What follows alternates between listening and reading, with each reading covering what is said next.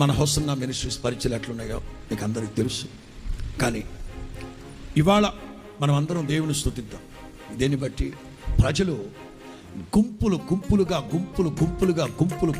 తండోపు తండాలుగా ప్రజలు దేవుని సన్నిధికి వస్తున్నారంటే కారణం ఏమిటి? హితబోధ ఉంది, స్వచ్ఛమైన దేవుని మాట ఉంది, దైవ జ్ఞానం తప్ప, రాత్రి మగళ్ళు పరిశుద్ధ గ్రంథాన్ని చదివి ప్రార్థనాపూర్వకంగా తప్ప మాకున్న జ్ఞానం ఆఫ్టర్ ఒక కాపరికి వివేచన. ఏ గొర్రె ఆత్మీయ స్థితి ఎట్లుంది, ఏ గొర్రె యొక్క ఆత్మీయ స్థితి ఎట్లుందో తెలిసి ఉండాలి. ఏదో సంఘం పెట్టేద్దాం, చేసేద్దాం, డ్రమ్ము కొన్నాం, కానుకలు పెట్టుకున్నాం, డిస్కో లైట్లు వేసాం, డోలు కొన్నాం, డప్పు కొన్నాం అంటే కుదరదు. ఫస్ట్ ఆఫ్ ఆల్ సేవకుడికి దైవ జ్ఞానం ఉండాలి.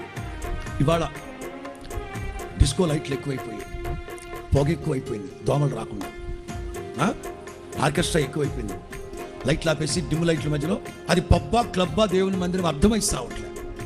నేను ఒకసారి అట్లా టోల్ దగ్గరికి వెళ్తున్నా, గౌరవంగా పిలిచారు కదా అని వెళ్తున్నా, అక్కడ సినారియా మొత్తం చూస్తున్నా.